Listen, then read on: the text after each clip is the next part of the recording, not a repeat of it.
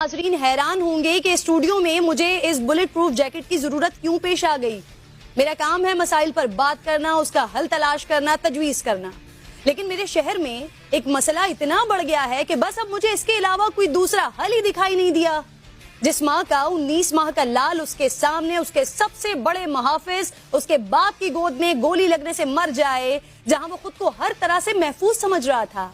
मासूम बच्चे का कसूर क्या था, ये सवाल उसके माँ बाप बिलक बिलक कर पूछ रहे हैं, लेकिन जवाब कौन देगा। बड़े लोगों के तो मामलात अच्छे चल रहे हैं, गरीब का सोच कर कौन वक्त जाया करेगा।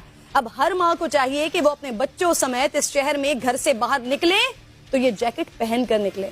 जिस बाप की बेटी स्कूल फंक्शन जाने से पहले मुहाफिजों की गोलियों का निशाना बन जाए और दुनिया से चली जाए, उस बाप को चाहिए कि वो औलाद की खुराक की फिक्र से पहले जैकेट खरीदने के पैसे इकट्ठे करे और अपने बच्चों के साथ ये जैकेट पहन कर निकले। जिन बहनों का एक लौता भाई सड़क पर मुहाफिज की गोली खाए और मर जाए, उन बहनों को चाहिए कि वो अपने भाइयों को सेहरा पहनाने से पहले ही ये बुलेट प्रूफ जैकेट पहनाए।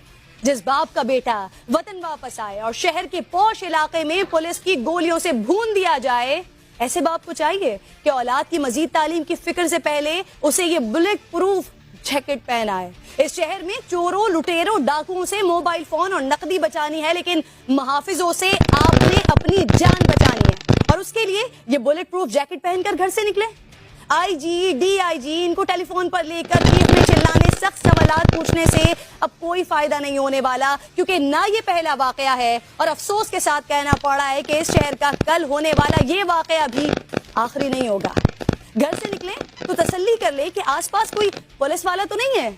ऐसा ना हो कि जाएं तो हम खुद और खुदा ना खास्ता वापस कोई और चार कंधों पर लेकर आए और घर वालों को दिलासों के साथ तसल्ली के लिए 2-2.5 लाख रुपए का चेक पकड़ा दिया जाए। मैं कुछ कहना ही नहीं चाहती उन पुलिस अफसरान को कि जिनका निजाम फरसूदा, बदबूदार, 100 साल पुराना है, जिसे जंग नहीं बल्कि इस निजाम में कीड़े पड़ चुके हैं। कुछ नहीं कहना उन सियासतदानों को जिन्हें पुलिस इस्लाहात करनी है लेकिन जाती झगड़ों में फंसे हुए हैं। इन सियासतदानों पर क्या करें, रहम ही खाया जा सकता है कि जिनके दिल पर ना तड़पती माँ के आंसू असर करते हैं, ना सिसकती बहनों की चीखों पुकार इनका किबला दुरुस्त कर सकती है।